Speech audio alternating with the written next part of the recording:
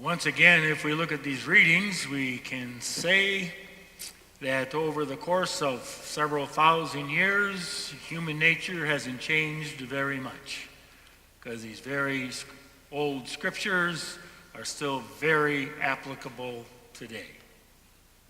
So it talks about blindness, as Jesus does. He said, can a blind person lead a blind person? If you try that, they're both going to fall into the pit. And we need to recognize, at least I hope we do, that sometimes we're just blind. We can't see. We might not want to see. Well, okay, at least we're aware of it. But sometimes we're not even aware of it, and we just can't see. I came across a story about that, which I'm going to tell you. It's about an Episcopalian bishop. He's named Henry Potter.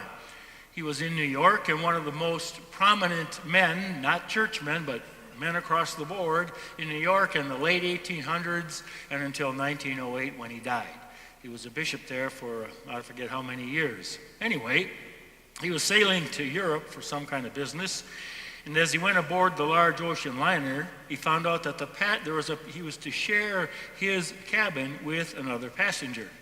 So he went down to his quarters, put his stuff in there, and saw the passenger and said, I guess, we're together, and they shook hands and whatever, and the passenger left, and he got his stuff out and everything. And so after he did that, he went up to see the purser. That's the guy who has the safe for the ship. And he says to him, asked if he could leave his gold watch and other valuables in the ship's safe. He explained that ordinarily he never did this sort of thing, but he had been to his cabin and had met the man who would occupy the other bed, and judging from his appearance, he was afraid he might not be a very trustworthy person. The purser accepted the responsibility of caring for his valuables and remarked, "It's all right, Bishop. I'm very glad to take care of them for you. The other man has just been up here and deposited all his values for the same reason."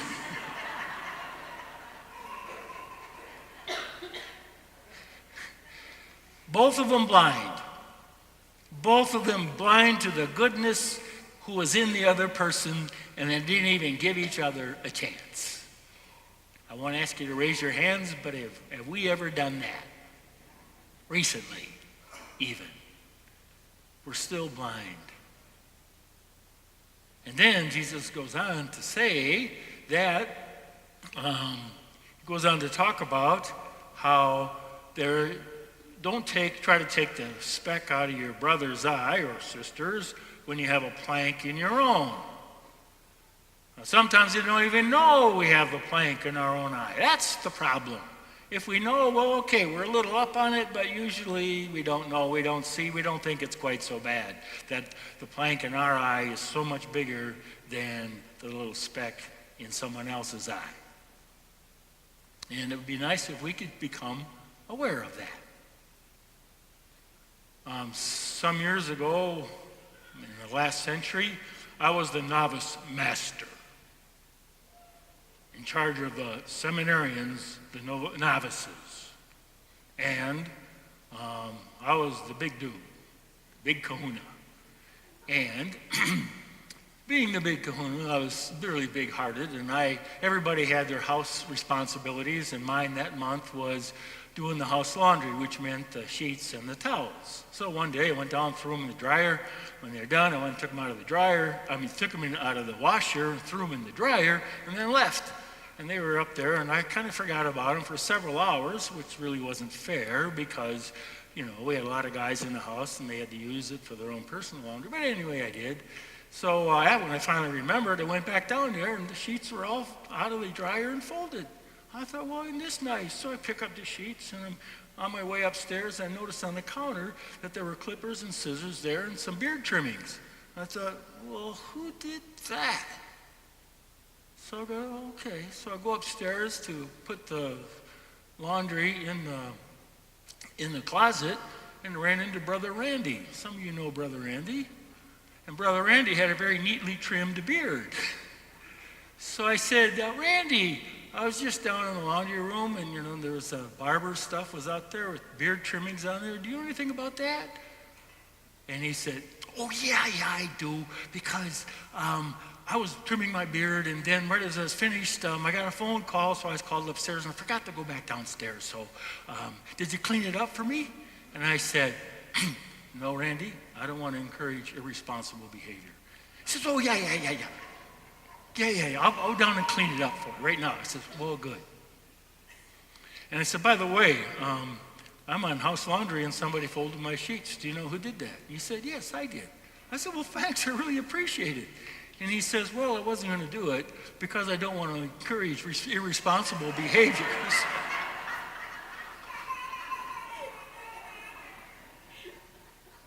You ever done anything like that? Try to take the speck out of somebody else's eye, we can't even see the beam in our own. So, Jesus has a remedy for that. He said, take this beam out of your own eye first, and then take the speck out of your brother or sister's eye.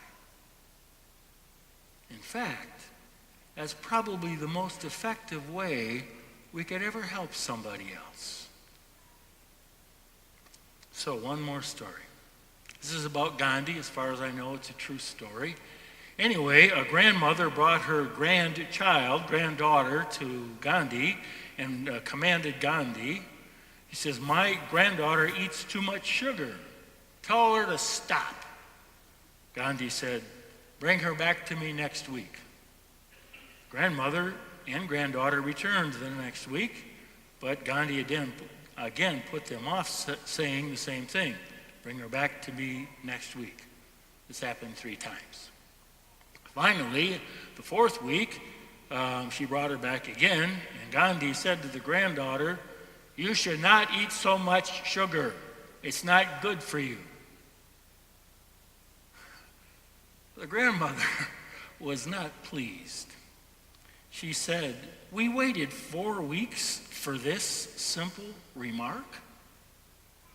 Gandhi said, it took me that long to stop eating too much sugar myself. Think about the wisdom of that. The only way, I think, to help our neighbor is to tell the story of our own struggles. We are not above them.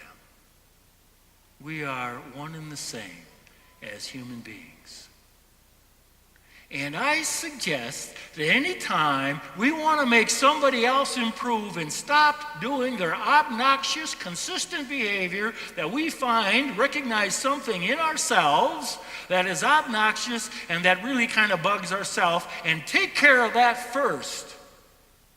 And when we finally get that accomplished, then maybe we can have something to say to somebody else. And I suggest it wouldn't be very judgmental. You might say something like, I know you're struggling. I know what struggle's like. And then go on from there. Wouldn't that be better? Wouldn't we, if someone said that to us, take that better?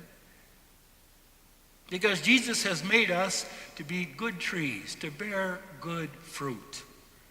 And good fruit comes from the inside, from a healthy tree that isn't hollow inside, but is rather has sap running through it and is solid. And from that tree, we bear good fruit. And the same is true for us. We bear good fruit when we are solid inside, when we know who we are, for the good and for the bad of it, and we know who we are before God. And that, in that time, we spend inside, tending to that tree, as the reading said, we find out how it is that we are part of this human race. Because are we all not what Paul has called earthen vessels? And earthen vessels, a wealth untold. Good and sometimes cracked a little bit, sometimes a little bit more, kind of rough worn, But God's life, his treasure, is within us. And my suggestion is that we take some time each day, maybe once a week here in the Adoration Chapel. What am I supposed to do for a whole hour in the Adoration Chapel? Here's a suggestion. Think about the things that we have said throughout the week. How positive, encouraging, complimentary have they been? Think about those other things. And see how positive, encouraging they may not have been, and what words we might need to change. Think of what we've done. How have we borne fruit in this last week or last day? If we spend, like 10 minutes at the end of the day or some time anyway to tend to the life of the tree inside. If we don't know that sometimes we say things that aren't good, and sometimes we're not producing good fruit, then I say that we are blind to who we are. Because there is the good and some of the not so good that lives within us at the same time. And God loves us that way, as we are. Earthen vessels, a wealth untold inside. So I suggest that if we can learn more and more who we are and accept and forgive ourselves for being human, then we're going to have a lot better chance of accepting and forgiving other people in our lives for being human too. Because we are all made in the image and likeness of God, and all, as we are, loved by God.